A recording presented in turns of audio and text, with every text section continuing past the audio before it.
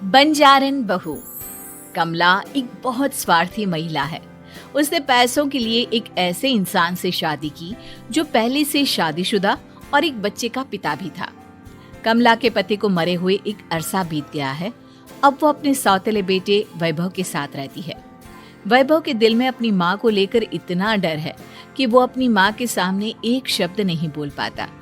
उसकी माँ जो कहती है उसको सर झुकाकर वही मानना पड़ता है। वैभव, तुमने अभी तक घर का काम क्यों नहीं किया?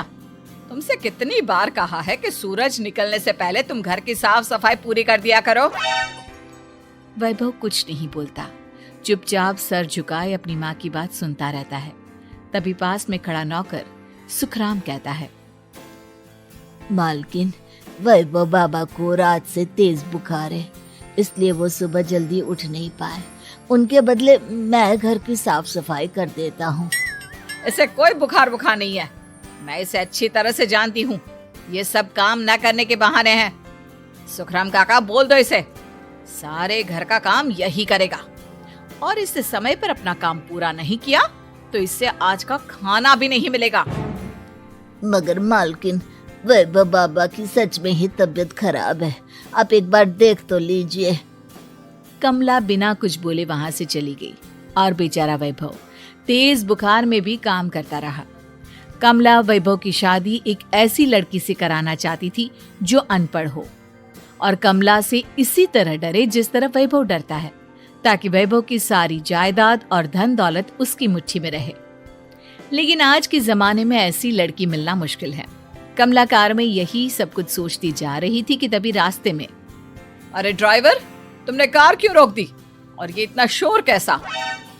मैडम, आगे कुछ बंजारों का खेल चल रहा है, इसलिए भीड़ लगी है। मैं अभी भीड़ को साइड में करवाकर कार निकालता हूँ। ड्राइवर भीड़ को साइड करके कार निकालने की कोशिश करने लगा कि तभी कमला की नजर रस्सी पर चल रही एक फुलवा नाम की बंजारन पर पड़ी।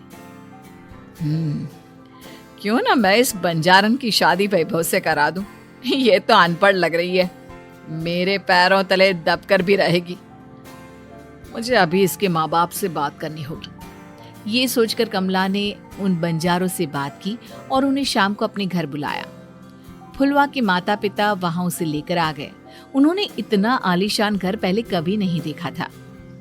अच्छा हुआ आप लोग आ गए। देखिए, मुझे घुमा फिरा कर बात करने की आदत नहीं है, इसलिए सीधे सीधे मुद्दे पर आती हूँ। मुझे आपकी बेटी बहुत पसंद है। मैं अपने इकलौते बेटे की शादी आपकी बेटी फुलवा से कराना चाहती हूँ। इसके बदले में आप जो चाहो वो ले सकती हैं। तभी फुलवा की माँ कहती है, ये क्या कह रही है मैम साहब? कहीं आप हमारी गरीबी का मजाक तो नहीं उड़ा रही ना? आप मेरे बेटे से मिल लो। अगर आपको मेरा बेटा पसंद आता है तो मैं कल से ही शादी की तैयारी शुरू कर दूंगी। सुखराम, सुखराम, वैभव को लेकर आओ। फुलवा अपनी माँ के कान में फुसफुसाती है, माँ, कहीं इस मेम साहब का छोरा पागल तो ना है? फुलवा अपनी माँ से बात कर रही होती है कि वैभव वहां आता है। फुलवा उसे देखती ही रह जाती है और उसके माता पिता उसकी शादी तय कर देते हैं। शादी वाले दिन किसी को फुलवा और वैभव की बेमेल विवाह की बात समझ में नहीं आती। फिर भी एक औरत कमला से पूछ ही लेती है, कमला जी, आपने अपने इकलौते बेटे की शादी देहाती गवार से क्यों करा दी? ये बंजारन आपके घर की बहू बनने लायक तो नहीं है। कम से कम अपने स्टेटस का ही ख्याल कर लिया होता। बहू तो अपने टक्कर की लाती, आपने तो बंजारन को ही बहू बना लिया। अब कमला को समझ में नहीं आ रहा था कि इस बात का क्या जवाब दे। वो कुछ देर चुप रही और सोच समझ कर कहती है, बहन जी, आपको तो पता है आजकल के बच्चे किसी की बात कहाँ सुनते हैं। मैं तो अपनी बहू एक पढ़ी लिखी और अपनी सोसाइटी की ही ढूंढ रही थी। लेकिन मेरे बेटे ने मेरे सामने इस बंजारन को लाकर खड़ा कर दिया। बोला कि मैं शादी करूंगा तो इसी से। अब भला मैं क्या करती, मुझे अपने बेटे के सामने झुकना ही पड़ा। कमला की ये बातें सुखराम भी सुन रहा था। उसने ये सारी बातें वैभव को जाकर बता दी। काका, मैं तो फुलवा को जानता भी नहीं, फिर माँ मेरे बारे में झूठ क्यों कह रही है? अरे बेटा, तुम कितने भोले हो, तुम्हें कुछ भी नहीं पता। तुम्हारे पिता अपनी सारी संपत्ति तुम्हारे नाम करके गए हैं। तुम्हारी माँ नहीं चाहती कि यह संपत्ति तुम्हें मिले, इसलिए उन्होंने तुम्हारी अनपढ़ लड़की से शादी करवाई ताकि तुम्हारी तरह वो भी अपने हक के लिए आवाज ना उठा सके। सुखराम काका, मैं क्या करूं, आप ही बताओ। माँ के सामने आते ही मेरे हाथ पैर कांपने लगते हैं।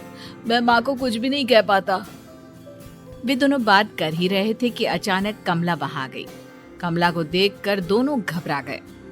तुम दोनों फिर कभी बातें कर लेना, अभी फेरों का समय हो गया है, चलो जल्दी आओ। इस तरह फुलवा और वैभव की शादी हो गई। अगले दिन कमला ने फुलवा को बुलाया और उसे नसीहत देने लगी। देख बंजारन, तुझे मैंने अपनी बहू बना तो लिया है, लेकिन तुझे इस घर में आँख कान मुंह बंद करके रहना होगा। घर का काम कर और अपने पति से मतलब रख, समझी? कमला का ऐसा रवैया फुलवा को बिल्कुल समझ में नहीं आया। उसने वैभव से इस बारे में बात की। सुनिए ना, माँ जी ने जिस तरह मुझसे बात की मुझे अच्छा नहीं लगा। शादी से पहले तो वो मुझसे बहुत अच्छे से बात कर रही थी, लेकिन शादी के बाद उन्हें क्या हो गया? तुम ज्यादा मत सोचो, जैसा माँ कहती है वैसा ही करो।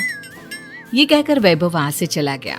अगले दिन वैभव को घर के नौकरों की तरह काम करता देख फुलवा को बहुत हैरानी हुई। फुलवा ने इस बारे में सुखराम काका से बात की तो सुखराम काका ने फुलवा को सारी बात बता दी। अब फुलवा को समझ में आ गया कि उसकी सास ने एक बंजारन को बहू क्यों बनाया। एक दिन वैभव घर का काम कर रहा था, तभी उससे कांच की प्लेट टूट गई।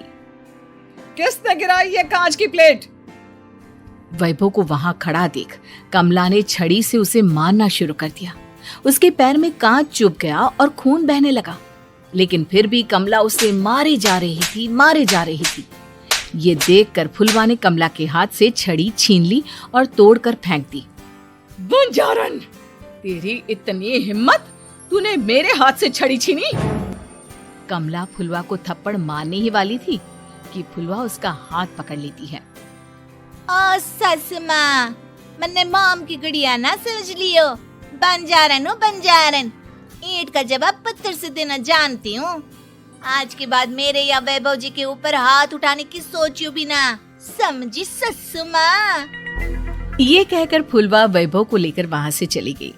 उसने वैभव के पैर पर पट्टी बांधी, उसके आंसू पोंछे। वैभव ने पहली बार किसी के दिल में अपने लिए इतना प्यार महसूस किया। अब फुलवा वैभव का हर काम में हाथ बटाती, उसका बहुत ख्याल रखती। इस तरह दोनों बहुत ज्यादा नजदीक आ गए।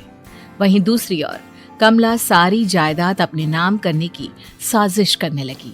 और एक दिन, वैभव, जल्दी बाहर आओ। कमला की आवाज सुनकर वैभव और फुलवा अपने कमरे से बाहर आ गए। जी माँ, आपने बुलाया? ये ले, इन कागजों पर साइन कर दे। वैभव कागजों पर साइन करने ही वाला था कि फुलवा वैभव के हाथ से पेन छीनकर कहती है, ना वैभव जी, आप इस पर हस्ताक्षर नहीं करेंगे। आओ बंजारन, मैं तुझसे बात नहीं कर रही। ये बात मेरे और मेरे बेटे के बीच की है। चुपचाप पेन दे दे, नहीं तो तेरी खाल उधेड़ लूंगी। ससु माँ, बंजारन की खाल इतनी भी ढीली ना होवे कि कोई भी उधेड़ लेवे। जो यकीन ना आता हो तो देख ले उतार के। और हाँ, बंजारन जरूर हूँ पर अनपढ़ ना हूँ। मन भी पता है कि किसी भी कागज पर साइन करने से पहले उसे अच्छी तरह पढ़ लेवे। पेन देती है या नहीं? ये कहकर कमला फुलवा को मारने आई तो फुलवा ने कमला को धक्का दे दिया और वो नीचे गिर गई। कमला डरकर वहां से भाग गई। अब फुलवा ने वो कागज उठाए और वैभव के साथ सीधा वकील के पास चली गई। वकील ने वो कागज देखे और फुलवा को बताया, वैभव के पिता की सारी जायदाद और संपत्ति वैभव के नाम है, लेकिन वैभव की सौतेली माँ इस संपत्ति को अपने नाम कराना चाहती है, इसलिए इन कागजों पर वो साइन करा रही थी। तो अब हमें क्या करना चाहिए वकील साहब? वकील ने फुलवा और वैभव को सब कुछ अच्छी तरह से समझा दिया। अब दोनों घर पर पुलिस को लेकर पहुंचे। कमला पुलिस को देखकर घबरा गई। पुलिस ने कहा, आपके नाम की कंप्लेंट हुई है, आपको हमारे साथ थाने चलना होगा। कंप्लेंट? कैसे कंप्लेंट? आप अपने सौतेले बेटे पर बहुत अत्याचार करती हो। धोखे से सारी जायदाद अपने नाम करा रही थी। अब नहीं इंस्पेक्टर साहब, जरूर ये मेरी बहू की कोई साजिश है, इसने गलत कंप्लेंट की है। मैडम, शिकायत आपकी बहू ने नहीं बल्कि आपके बेटे वैभव ने की है। कमला वैभव का नाम सुनकर दंग रह गई। जिस बेटे ने कभी उसके सामने सर नहीं उठाया था, आज वही बेटा उसके सामने पुलिस को लिए आया है।